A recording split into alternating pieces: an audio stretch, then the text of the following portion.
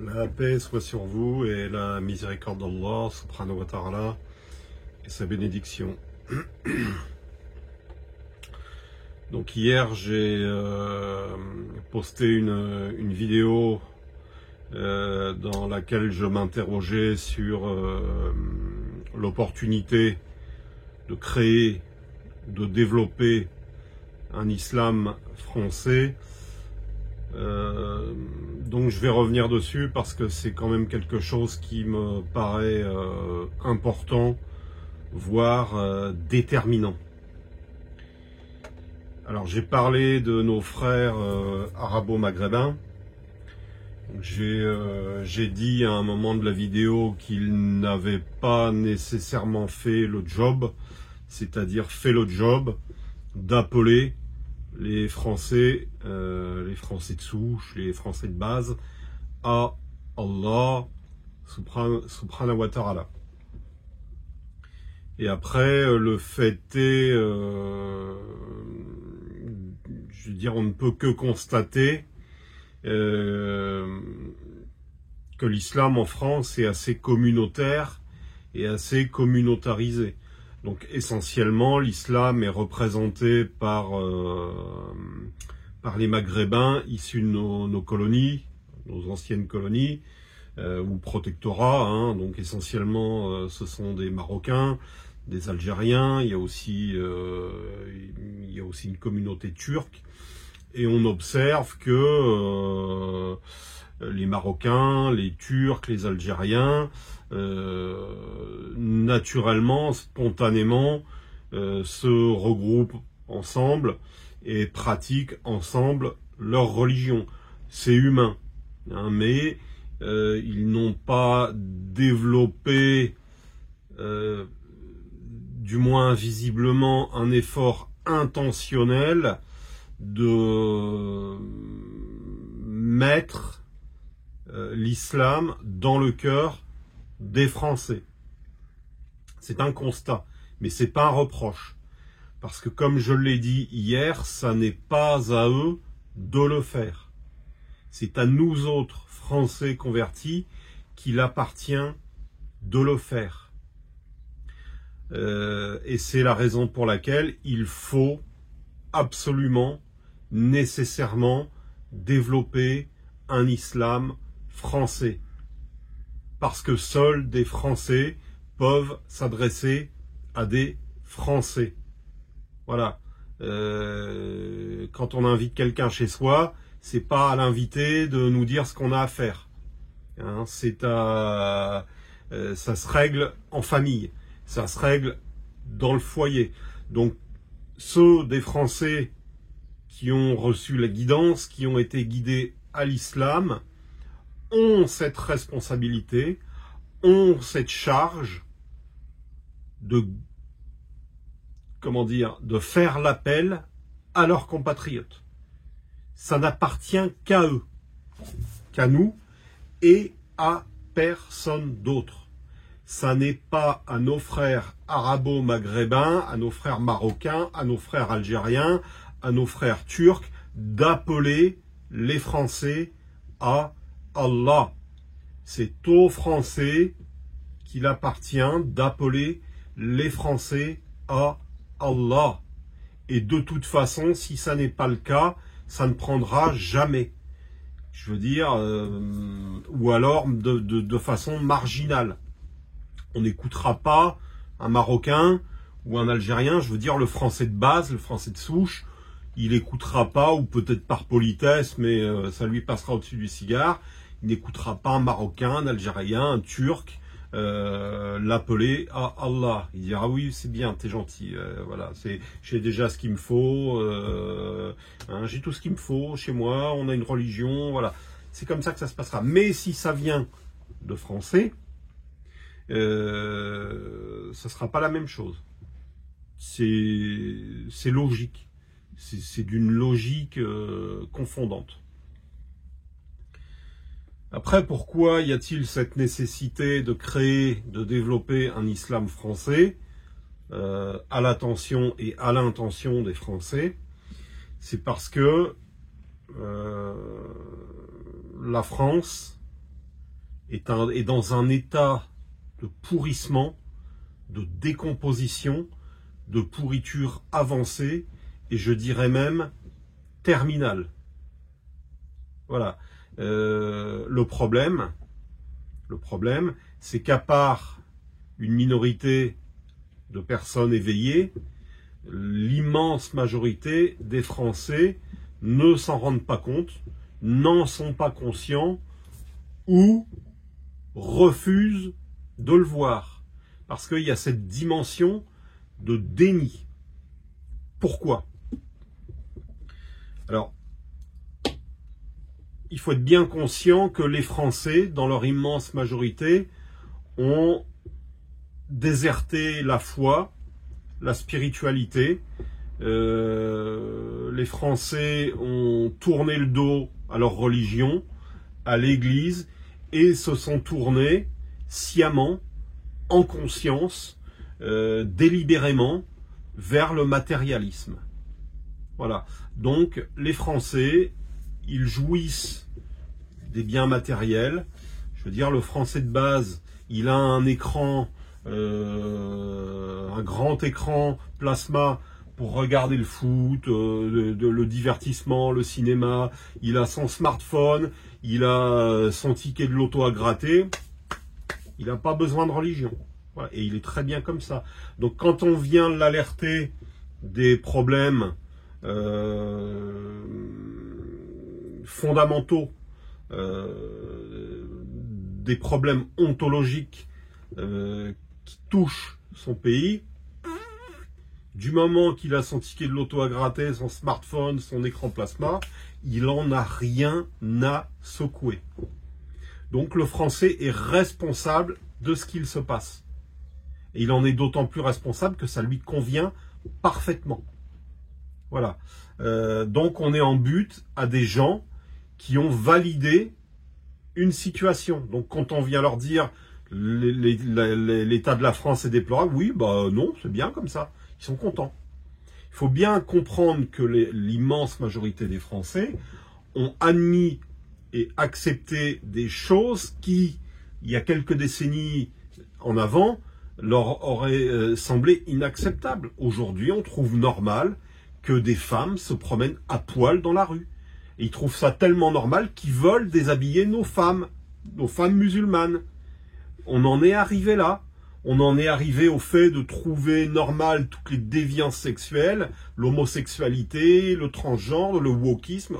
On trouve ça normal alors que c'est contraire à la loi naturelle. Les Français ont validé ça, ils ont accepté ça. Donc, tout logiquement, ils se sentent bien dans leur caca. Parce que la France, c'est le caca. Il n'y a plus de spiritualité, il n'y a plus de foi. On s'est évertué à démolir, à détruire l'Église, à la décrédibiliser. Voilà. Depuis la Révolution française, on a réglé son compte à la foi, à toutes les valeurs sacrées. Voilà. Et non seulement ça gêne personne, mais en plus, l'immense majorité des Français se complaisent là-dedans, parce que ça leur va très bien. Eh bien, nous autres croyants, nous disons non, c'est pas possible, on ne peut pas accepter ça. Donc, à nous de nous battre pour inverser la situation. Donc, il faut, dans ce pays, un retour urgent, urgentissime, à la foi, à la loi naturelle. Hein? On a dit que la priorité revenait aux premiers arrivés, c'est-à-dire les chrétiens, donc que les chrétiens s'empressent de refaire le job auprès des Français. On est tout disposé à les aider, puisque je l'ai dit, le but, la priorité, c'est le retour de la foi. De la foi.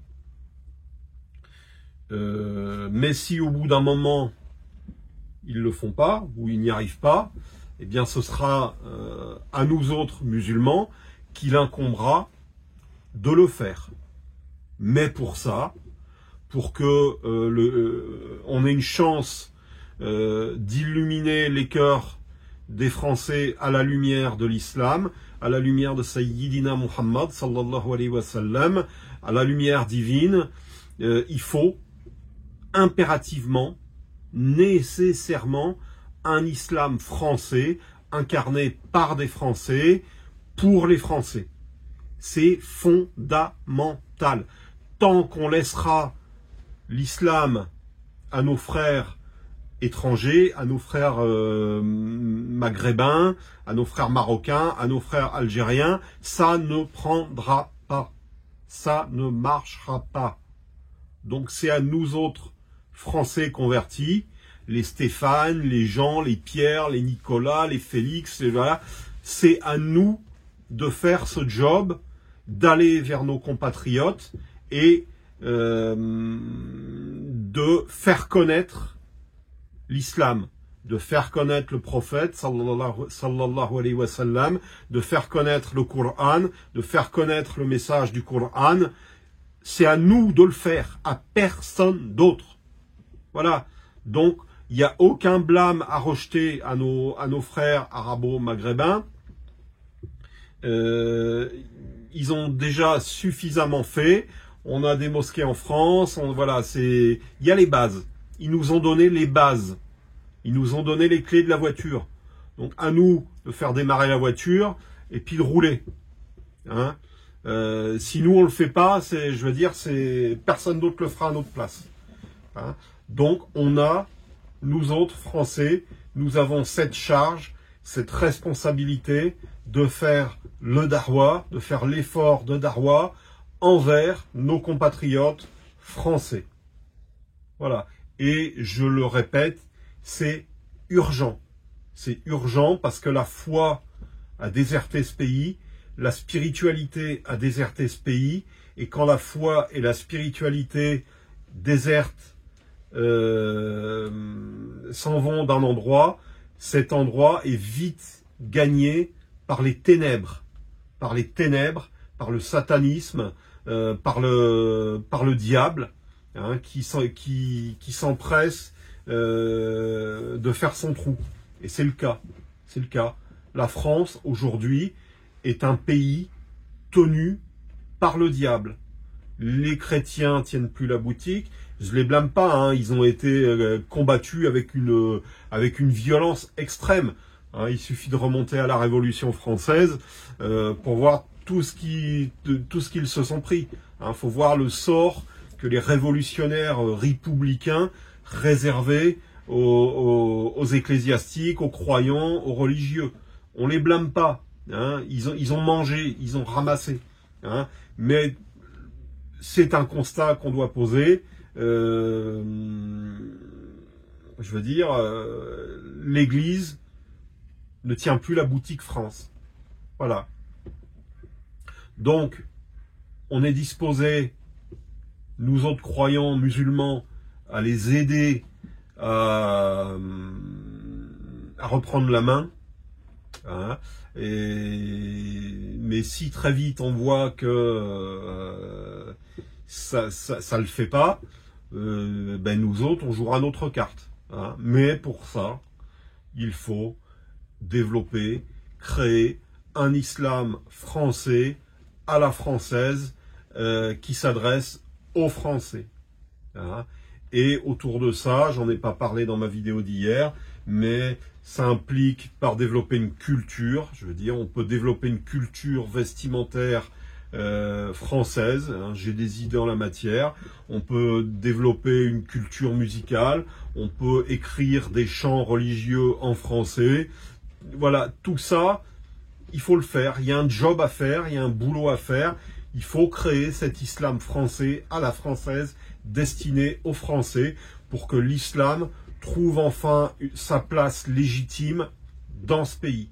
Et la légitimité, elle viendra des Français de base, des Français de souche. Elle viendra pas d'ailleurs. Barakallahu fikum, wa jazakumullahu khayran, subhana rabbika rabbil izzati amma yasifun, wa salamun ala al-mursalin, walhamdulillahi rabbil alamin. Assalamu alaykum wa rahmatullahi ta'ala wa barakatuh.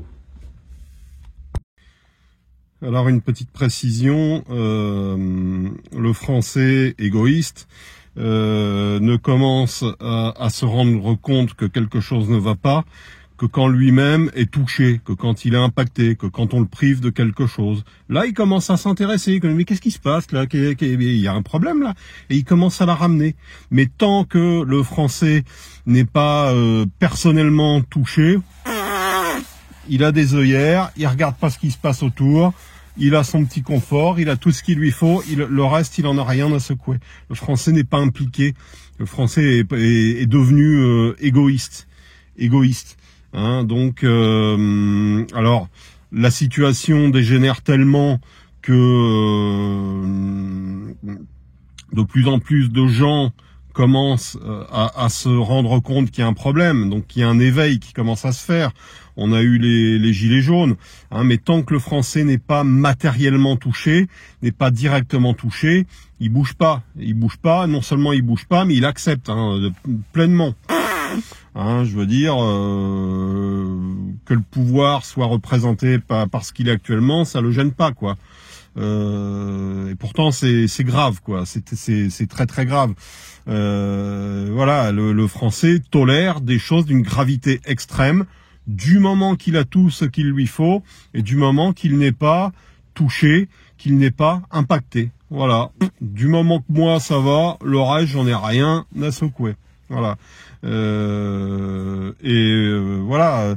Donc oui, il y a un éveil qui est en train de se faire, hein, mais il y a encore du boulot. Il y a encore du boulot. Hein. C'est pas gagné, comme on dit. Hein. Et puis de là à ramener les gens à la foi, alors ça se fait. Hein. Il y a, on observe quand même une soif de spiritualité. Hein.